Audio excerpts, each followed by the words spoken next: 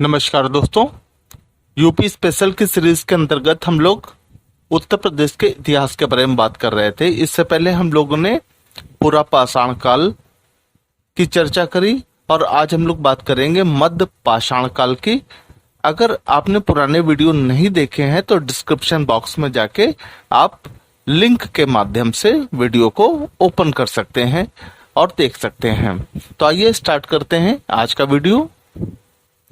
तो आज हम लोग बात करेंगे मध्य पाषाण काल की। इससे पहले हम लोग क्या बात कर चुके हैं, पूरा पाषाण काल की, और आज हम लोग बात करने वाले हैं मध्य पाषाण काल की। और अगले वीडियोस में हम लोग बात करेंगे नव पाषाण काल की। इसी के आधार पर ही आप अपने नोट्स को बनाइए। सबसे पहले हम लोग समझ लें कि मध्य पाषाण काल कहा किसे जाता है। तो मध्य पाषाण काल 10,000 वर्ष पूर्व से लगभग 6 या 7,000 वर्ष पूर्व तक का काल है। इस काल में पूरा पाषाण काल या नव पाषाण काल के मध्य का संक्रमण काल है ये। इस काल तक हिमयुग पूरी तरीके से समाप्त हो चुका था तथा जलवायु गर्म तथा आर्द्र हो चुकी थी, जिसका प्रभाव पशु पक्षी तथा मानव समूह पर पड़ा। बड़े औजारों की जगह अब छोटे छोटे पाषाण के उपकरण बनने लगे। इस काल में मनुष्य पशुपालक हो गया और पहला उसने जो जानवर पाला वो कुत्ता था। मानव के साथ कुत्ता दफनाने का पहला जो साक्ष्य हमें मिला है वो मिला है बुर्ज होम से, जो कहाँ है, श्रीनगर में, और ये साक्ष्य 1935 में मिला। तीर और कमान का प्रयोग इसी काल में हुआ। इस काल में पाषाण के छोटे छोटे औजार बनने लगे। इसी कारण इस युग को माइक्रोलिथ भी कहा जाता है। अब बात करते हैं कि मानव का जो अस्थिपिंजर है या कंकाल है किस काल में मिलता है। तो मध्य पाषाण काल में ही मानव के अस्थिपंजर मिलना प्रारंभ हो जाते हैं और भारत में इसका पहला साक्ष्य नर्मदा घाटी में 1987 में मिला। और बात करें विंध्य क्षेत्र के लेखिया प्रयागराज की, तो यहाँ का शिलाश्रय संख्या 1 में सबसे ज्यादा मानव कंकाल 17 मिले और लगभग 27 मानव कंकालों की अस्थियां मिली। ये सवाल विगत परीक्षाओं में पूछा जा चुका है, इसलिए आपके लिए महत्वपूर्ण है कि मानव का पहला अस्थिपंजर कहाँ से मिला, सबसे ज्यादा अस्थिपंजर कहाँ से मिले, और लेखिया जो स्थान है वो किस कारण से प्रसिद्ध है।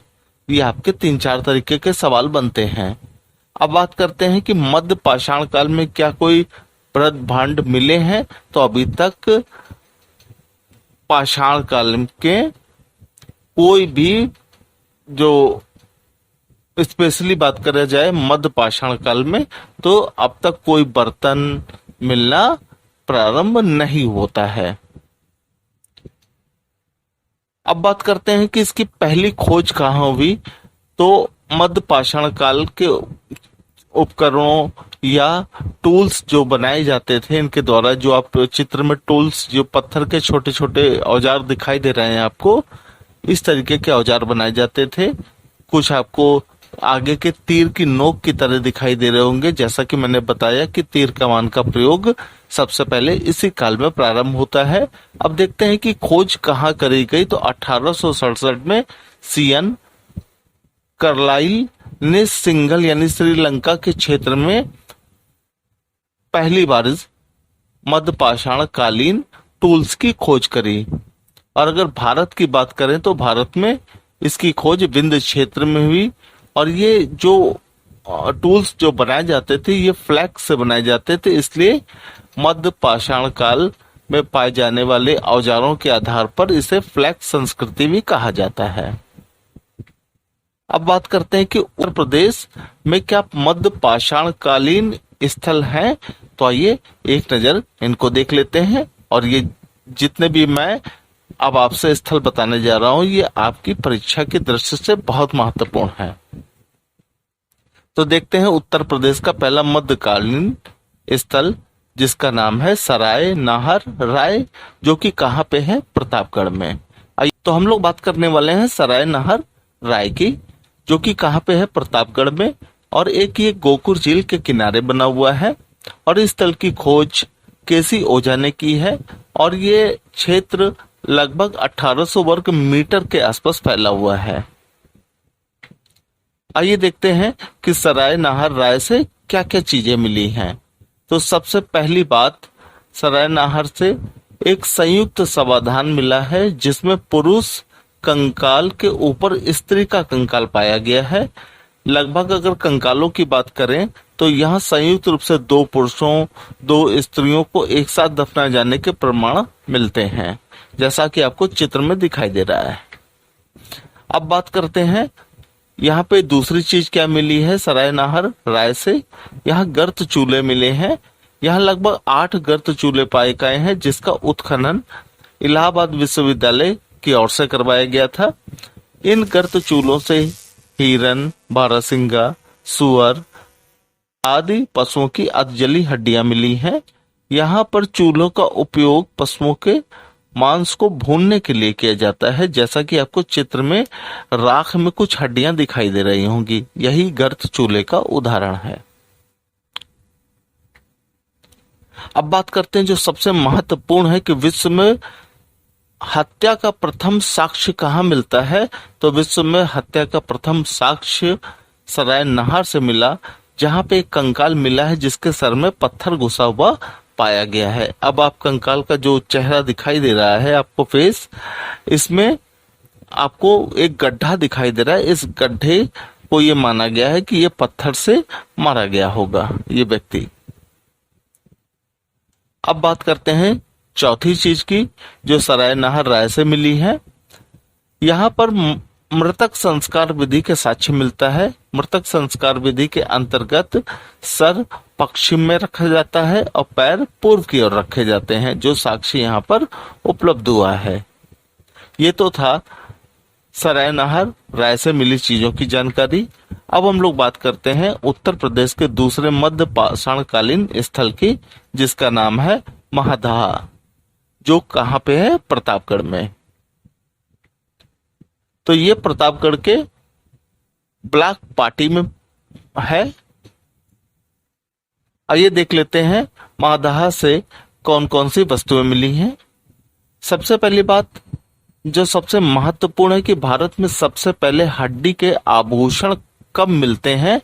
तो हड्डी के आभूषण पूरा पाषाण जो कालीन है वो कब से मिलते हैं, मध्य पाषाण काल से ही मिलना प्रारंभ हो जाते हैं।